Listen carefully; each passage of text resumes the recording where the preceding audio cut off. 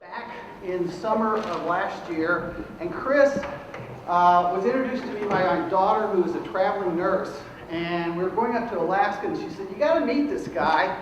I met him on the Kenai River, and we were floating down the river, river rafting, and he's videotaping a guitarist who's going down the river at the same time. And she said he's got like 25 or 30,000 YouTube subscribers. Well, as a marketing professor, we are stunned by that amount, the number of people there. And I said, I would love to meet him. So we get to Seward, Alaska now. Anybody been to Seward, Alaska? A few of you have, okay? It's a very beautiful place. It's right on the coast, and it has these big mountains called Mount Marathon, which is right behind it. We actually run up the mountains during the summer over July the 4th. And it's beautiful with the Kenai Fords Glacier National Park, which is right to the south. And so I go and meet him, and they're in a Class A motorhome. And fundamentally, he's telling me about his lifestyle. Chris and G are what we would call digital marketing entrepreneurs. He graduated from ISU in 2008. I won't steal all of his thunder, but fundamentally what he did was he chose to say, I'm going to travel and try to figure out a way of living and making a living at it. And so what happened was I formed a Basecamp team, which is Basecamp's a project management software.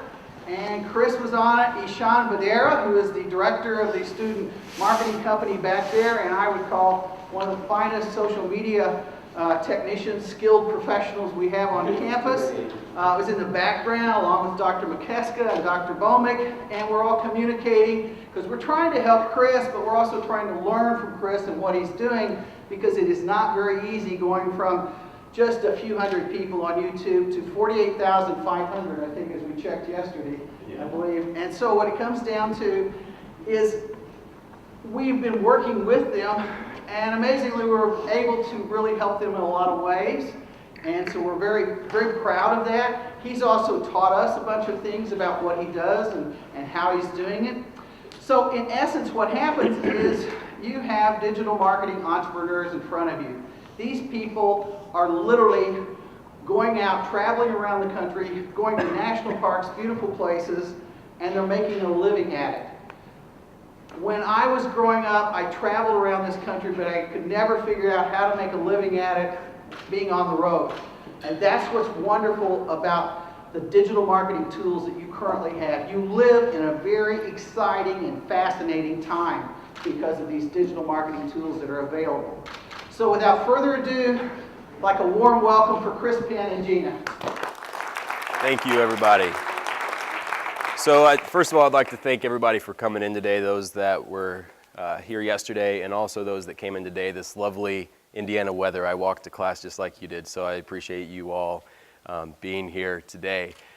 So the first thing that I want to talk about today is just if you take one thing from this presentation today, one thing at all, it's not about the digital marketing. You might know everything that I'm going to tell you. You might already have a plan in your head. It's something that you plan on doing. But what I want to remind you, and this is something that started my philosophy on traveling and just kind of the way that I view things, is that everybody thinks they have all this time in the world to do what they want to do. But if the average age in this class is 21, then you only have 20,000 days left in your life to do what you want to do.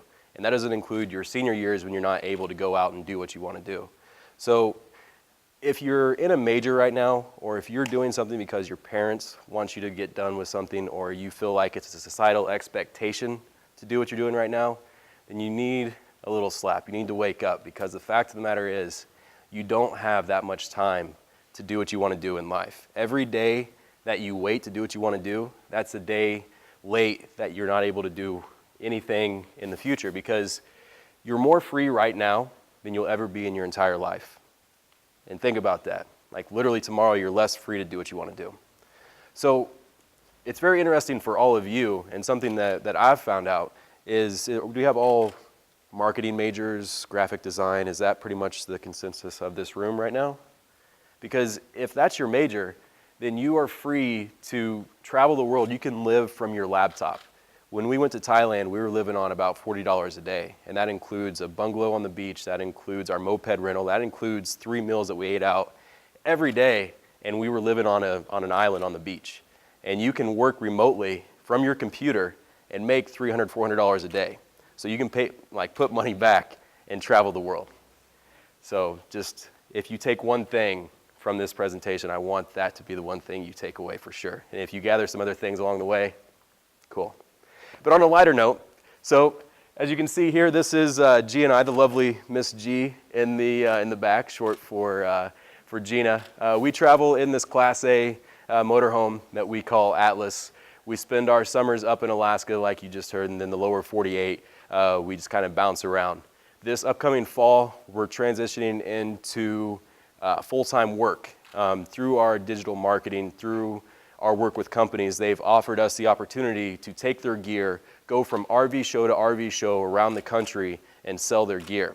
So now we went from the Alaska work. So in Alaska, we had to have a job because we were at a tipping point. We were spending more than we were actually bringing in. So we had to go to Alaska. We'd work the tourist season and make a lot of money and then live off the YouTube channel after that. So we'd have a supplemental income and then use our money from the summers to, kind of break even for the year. And right now, we just barely are making a little bit more money than we're spending. So we're at this very awesome tipping point. It's very exciting for us.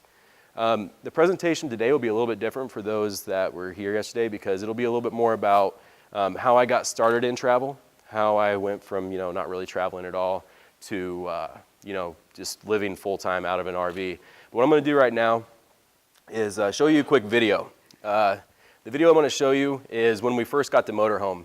My personality is just jump into stuff and see what happens. I don't really think about it too much. It's like if I want to do it, then I'm going to do it because it's something inside me told me to do it, and then I'm going to figure it out after. So we get this motorhome, and we're in Louisiana at this point. We went from Indiana down south because it was warmer, and then we decided to take the scenic route, and all of a sudden we got on this detour, and we had to take this back road, and all of a sudden this bridge comes up, and we're not exactly sure how tall our RV is. But we know the clearance on the bridge is 13 feet 9 inches. So we'll show you this video real quick. This is just a little snippet from our travels. This is like giving me anxiety. It's scenic route, G. I feel like I'm gonna like bridges. You gotta do the scenic route. Especially when, oh my gosh. I think we're gonna get stuck. We'll have to back up traffic for miles. I'm scared. Holy shit. We're 13.9, right, G? Are we 13.9? Stop it, man! Stop! I'm scared! Oh my gosh. Are we hitting them? Oh my god! It's terrible.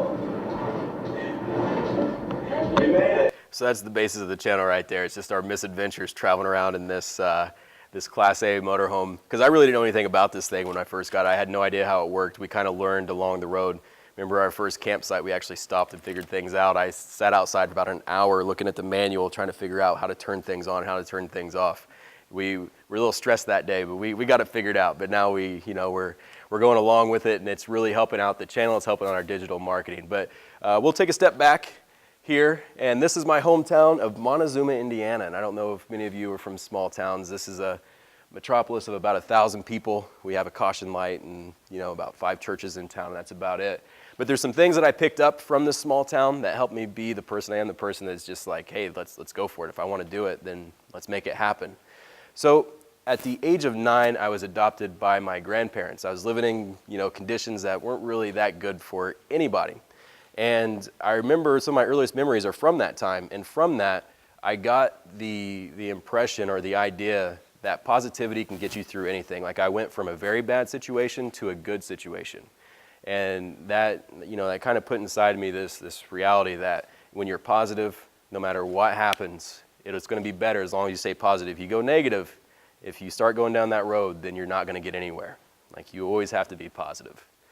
Also, it gave me the hard work ethic. So these fields right here, I worked on farms from the age of like 9 to, I guess, my freshman year of college. I still came back and helped out a farmer that I worked for. And baling hay and detasseling corn will definitely instill a work ethic, especially when I think from the younger ages, I was making $4 an hour, and then it went up from there. So I got a good work ethic from this small town. And then things progressed. This is a picture from my first rubber tramping experience, as they call it, traveling around in a vehicle. And this came about because while I was at ISU, after I graduated from my small town high school and went to ISU, which is only about 30 miles up north, I started to get this feeling towards the end of my freshman year that I really wanted to get out and see what was out there. The best way for me to do that was, in my mind, was studying abroad. I was actually walking to my Communications 101 class, and it was a lovely day like we have outside, nice and toasty out there. And I sat down, and there was a flyer for studying abroad in Australia, and I was like, man, that place sounds pretty warm.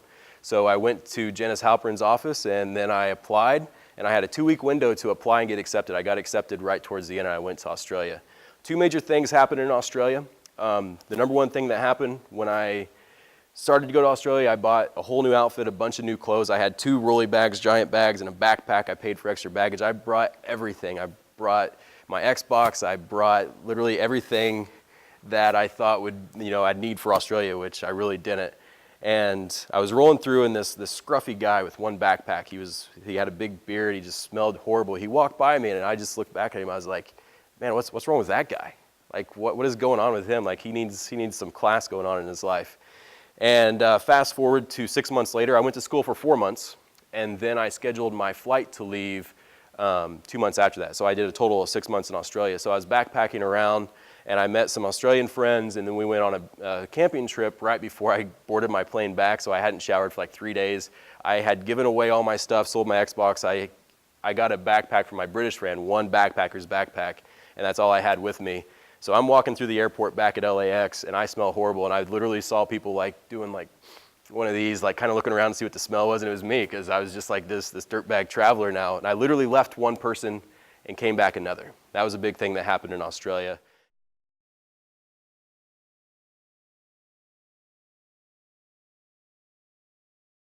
And I remember it very clearly. I was reading Black Hawk Down. It was around 2:30 in the morning. I couldn't sleep on the train, and I was sitting there, and I heard something on the side of the train next to me. It sounded like a bolt hitting the side. It was like tinging down the side of the train, and I was like, man, that's really weird. And the brakes went on really quick. Everybody kind of jolted up and started looking around, and my friend looked at me, and he asked me what was going on. I was like, I don't know, man. I heard something on the outside, and I thought something happened with the train. I thought it was broke down, and then the announcer came on and said that we'd actually hit somebody. And I found out later that somebody stepped out in front of the train and committed suicide. And what we heard was him hitting the side of the train. It was like his body parts hitting the train. And I was just like, holy crap, I couldn't sleep. They had to stop the train, the bus came and got us, and we were going into Melbourne, Australia. And I remember it was rush hour during the morning, and I was on this bus just like I hadn't slept, I'm kind of out of it. And I started looking at the people in the cars going to work. They just had this look on their face like they were just out of it. Like they were just in this little zombie mode. And I was just looking at them, and I remember very clearly there was a blonde woman with blue eyes and a ponytail, and just a look on her face. At that moment, and people can look back at their lives and see moments just like that really change their perspective and the way they view things. That was a big one for me. It's like, I am never going to do that. I'm not going to be a person that's doing something they hate, like working a job they hate to buy things they don't need.